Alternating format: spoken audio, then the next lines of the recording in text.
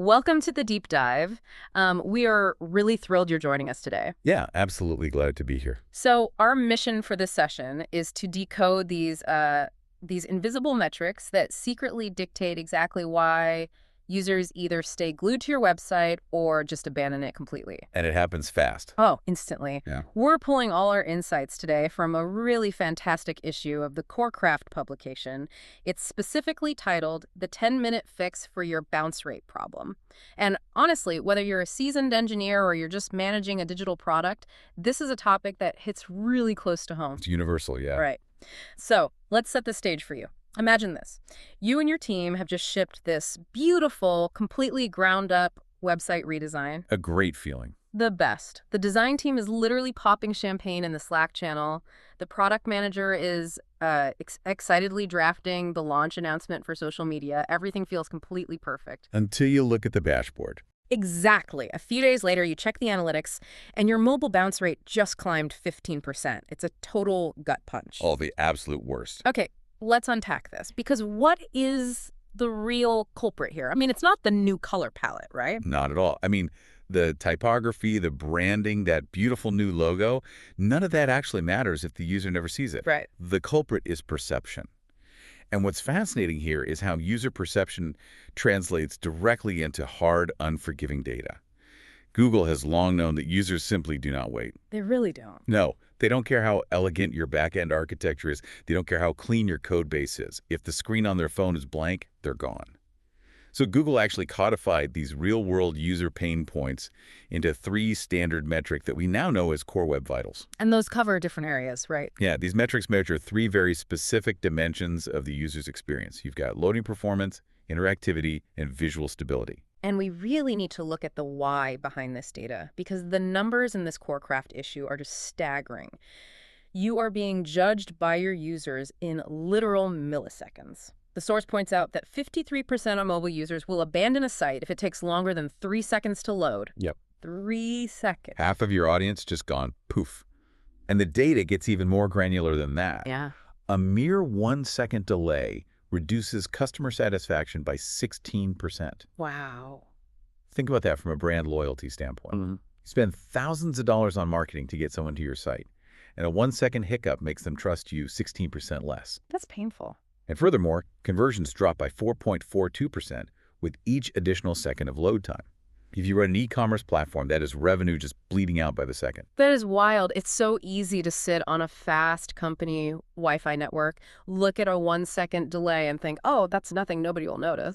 But the data absolutely proves otherwise. And here's where it gets really interesting, because yes, these core web vitals actively affect your Google search rankings. We know that's a fact. But the big perspective shift that CoreCraft emphasizes is that the golden rule of web development is you are optimizing for humans, not for Google. Yes. The SEO boost. That's just a happy side effect. If we connect this to the bigger picture, the ultimate goal of all software engineering is removing friction. You are trying to eliminate the friction between what the user wants to do, their intent, and how fast the application responds. Right. When you focus entirely on removing that friction, the search rankings naturally follow. You don't have to chase the search algorithm if you are genuinely serving the human on the other end of the connection. I really love that framing. So let's get into the actual engineering fixes that move the needle. We're going to tackle these 3 core web vitals one by one. Okay, so getting the site to just show up. Up first is our loading performance metric, LCP, or largest contentful paint. I like to think of this one as the is this thing on metric. That's a really great way to put it. LCP essentially measures when the main dominant content of your page finishes loading.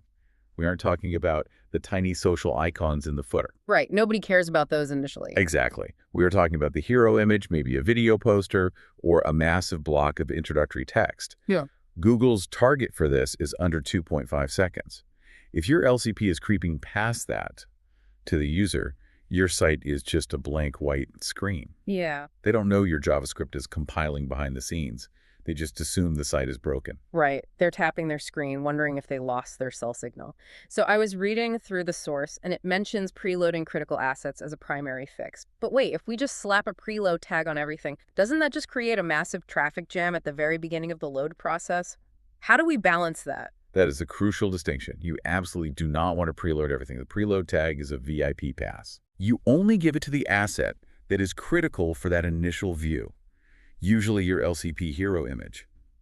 When you add that tag to the head of your document, it tells the browser, hey, stop what you're doing, go fetch this specific image immediately before it even finishes parsing all the CSS. That is it. You're giving that one crucial image a head start while the rest of the page loads normally. Okay, that makes sense. It's about prioritization. The source also talked about tackling server-side issues, specifically something called TTFB. For those who might be a little rusty, what exactly is TTFB and why is it killing our load times? TTFB stands for time to first byte. It is the literal time it takes for your server to respond to the browser's initial request. Just to say hi. Right. If your server takes a full second just to say hello back to the browser, you've already failed the 2.5-second LCP test before you've even started downloading images. Because you've eaten up half your budget. Exactly. To fix this, you have to look at your infrastructure. You might need to fix slow database queries, implement a content delivery network, a CDN, so the data is physically closer to the user, or use object caching like Redis. How does Redis help there? Redis basically stores frequently accessed data in memory, so your server doesn't have to query the heavy database every single time a user loads the page. It just hands it right over. Okay, that's the infrastructure side. But there was also a really cool note in the CoreCraft issue about a quick win specifically for folks using the Next.js framework. It mentioned something about a priority tag. How does that work under the hood? This is one of those great quality of life features in modern frameworks. If you're using the Next.js image component, you can simply add a property that says priority equals true to your LCP image. Oh, nice and simple. Very. Under the hood, Next.js automatically does two things. It injects that preload tag we just talked about into the document head, and it explicitly removes lazy loading for that specific image. Oh, nice. Because lazy loading a hero image would be counterproductive, right? You're essentially telling the browser to wait to load the very thing the user needs to see first. Precisely. And speaking of images, we have to mention the classic optimization mistake. The sheer weight of assets is often the anchor dragging down LCP. Serving a massive 4-megabyte desktop-size hero image to a mobile user on a spotty 3G connection is a surefire way to lose them. Oh yeah, you're just burning their data plan for a blank screen. Developers need to use modern responsive techniques to serve appropriately sized images and lean into modern formats like WebP or AVIF instead of traditional JPEGs.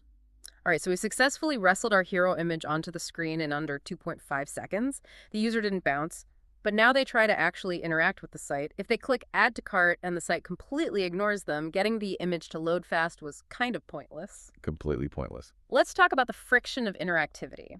This brings us to deep dive number 2, INP, or Interaction to Next Paint.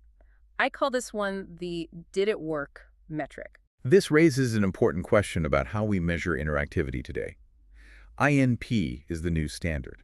It officially replaced an older metric called First Input Delay, or FID, back in 2024. And it's tougher. INP is much stricter.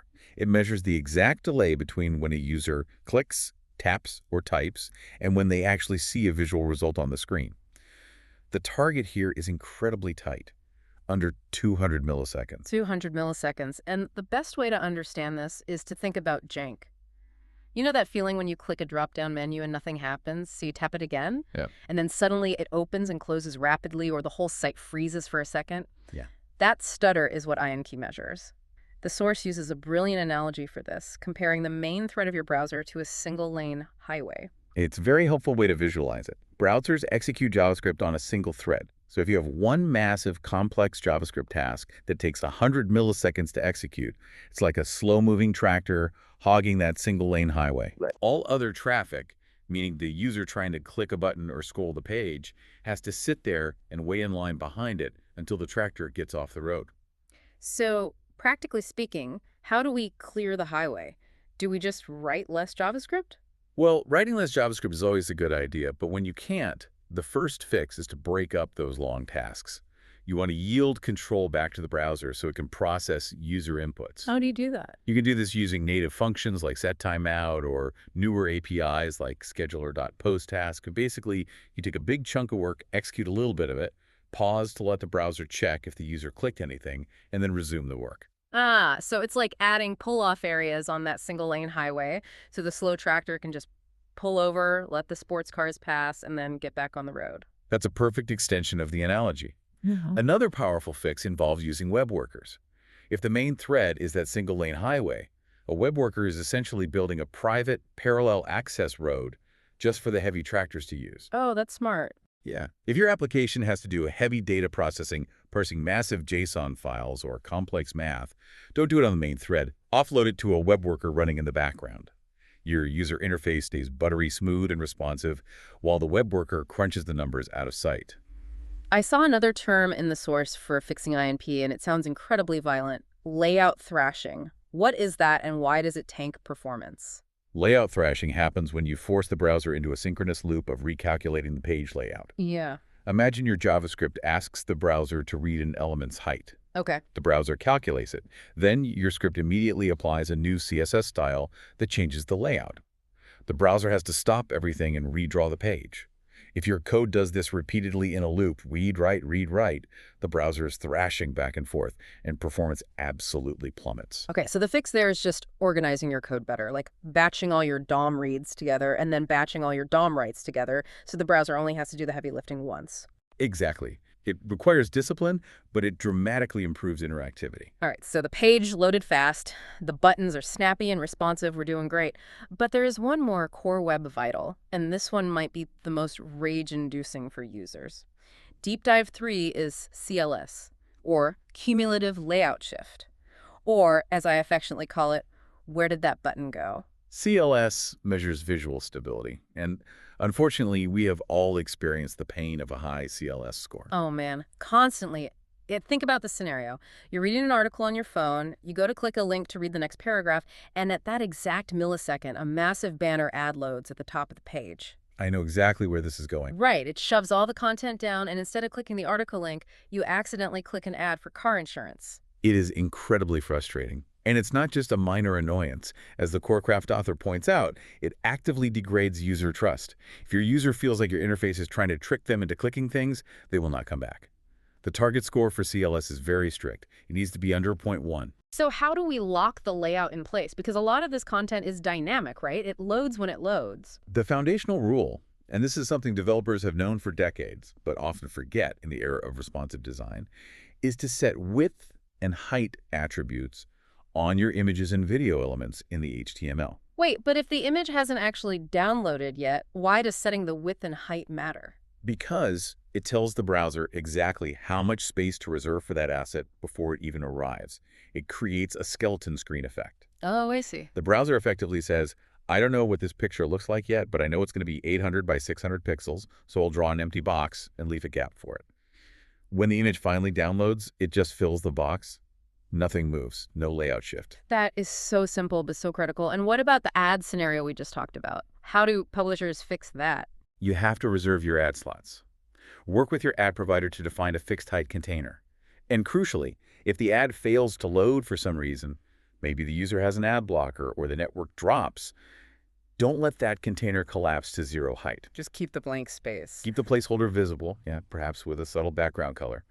If you let it collapse, it will shift all the content below it upward, causing a massive layout shift. What about things like GDPR cookie notices or promotional banners? The source mentioned avoiding injecting dynamic content above existing content. Right. If you are going to dynamically insert something like a cookie banner, it needs to be an overlay that sits on top of the content, or it needs to happen at the absolute top of the page. Best case scenario, you reserve the space for it from the very first paint. This perfectly transitions into my absolute favorite part of the CoreCraft issue, the community war stories, because developers bond over this shared trauma, right? Oh, definitely. We've all been there, staring at a perfect lighthouse performance score on our local machine, only to watch the site completely fall apart in production. And a reader named James wrote in with a fantastic question. He said, "We lazy loaded all our below-the-fold images to improve our LCP, but our CLS spiked. What happened?" It is the classic trap. And it highlights how fixing one metric can inadvertently ruin another if you aren't careful. Yeah, the author shared their own war story in response. They were chasing a CLS gremlin. They had perfect local scores, but in production, specifically when throttling to a slow 3G connection, the page was jumping up and down like a trampoline. So what was actually causing that, and how did they fix it? The root cause was exactly the trap James fell into. Lazy loading images without providing dimensions. When you tell the browser to lazy load an image, but don't give it a width and height, the browser assumes it takes up zero space. Because it hasn't fetched it yet. Right, so it renders all the text tightly packed together. Oh. Then as the user scrolls down and the slow 3G connection finally finishes downloading the image, the browser suddenly realizes, oh, this is a huge picture. And wham! It shoves all the text down to make room. The trampoline effect. Exactly. And the fix, which the author called a 10-minute fix, was just going back to basics. They added explicit width and height attributes to the image tags, updated a tiny bit of CSS to ensure responsiveness, and the jumping starts entirely. The browser knew to leave the empty space while the 3G network struggled to download the image. Within 2 weeks, their search rankings and user engagement both jumped. It's such a testament to how these tiny, seemingly tedious HTML attributes have a massive impact on the bottom line. It's an emotional roller coaster debugging this stuff, but a 10-minute fix can solve a massive user experience failure. Okay, before we wrap up, we have to talk about the tools, because you can't fix what you can't measure. Very true. The source provided a debugging toolkit, but I want to understand how a developer practically uses these in their day-to-day workflow. Let's start with PageSpeed Insights. PageSpeed Insights is the official Google tool, and it is mandatory for this kind of work. What makes it essential is that it gives you two completely different types of data, lab data and field data. Lab data is a simulated run of your page.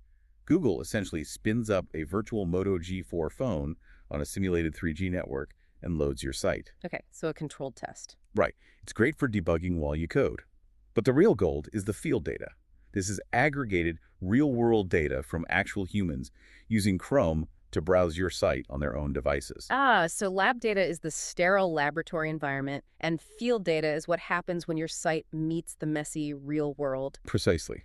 You should always start by looking at your field data to see what users are actually experiencing. Next in the toolkit is the WebVitals extension for Chrome. This is incredibly practical for daily use. It acts like a real-time heads-up display. A HUD for your browser. Yeah. As you are just casually browsing your own site, or even clicking around your competitor sites, it shows you the core web vitals in a little overlay on your screen. It's fantastic for spotting interactive IMP issues or layout shifts organically while you use the product like a normal user. And then there's a paid tool mentioned called Calibre. If we already have Google's free tools, where does Calibre fit into a team's workflow? Calibre is really about building a safety net for larger teams. Yeah. You integrate it into your CI/CD pipeline, your deployment process. The real value is regression testing. Let's say a junior developer merges a pull request that accidentally introduces a massive main thread blocking JavaScript loop. Oh boy. Yeah. Calibre can automatically audit that specific build and alert the team, hey, this deployment is going to tank your INP score, allowing you to catch it and roll back before it ever reaches production and impacts real users. That's amazing. It stops the fire before it starts. And finally, the source mentions Squoosh. Squoosh is a web-based image compression tool from Google Labs. It is incredibly effective. It lets you drag and drop an image, and it dramatically shrinks the file size, which solves your LCP issues, while letting you visually compare the quality in real time so it doesn't end up looking like blurry pixel art. It's a lifesaver for optimizing those massive hero images. Okay, we have covered a massive amount of ground today. So what does this all mean?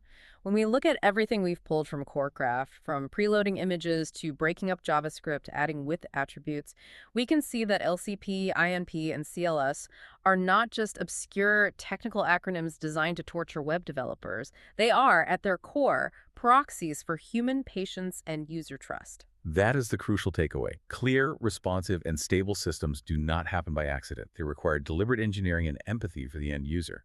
You must actively seek out and fix the friction your users are experiencing, whether that means taking 10 minutes to add dimensions to your lazy loaded images to stop the trampoline effect, or re-architecting your code to build pull-off areas on that single-lane JavaScript highway. Because if you do this for the human, if you respect their time and their interaction with your application, the search rankings take care of themselves. You win the algorithm by winning the user. And this raises an important question, something for you to really ponder as you look at your own code bases this week. If a 3-second delay is enough to cause 53% of mobile users to abandon a site today, consider how our collective patience is evolving. As network technology gets exponentially faster, as hardware improves year over year, what will the threshold for frustration be in 5 or 10 years? Will a 1-second delay be the new deal breaker? And how can you engineer and future-proof your code today so that it always respects the user's most valuable, non-renewable asset, their time? That is a brilliant thought to leave on. The bar is only going to get higher, so the time to master these fundamentals is right now. Thank you so much for joining us on this deep dive. We hope you feel equipped to go squash those layout gremlins and speed up those paint times. Stay curious, respect the user, and keep building better experiences. We will catch you next time.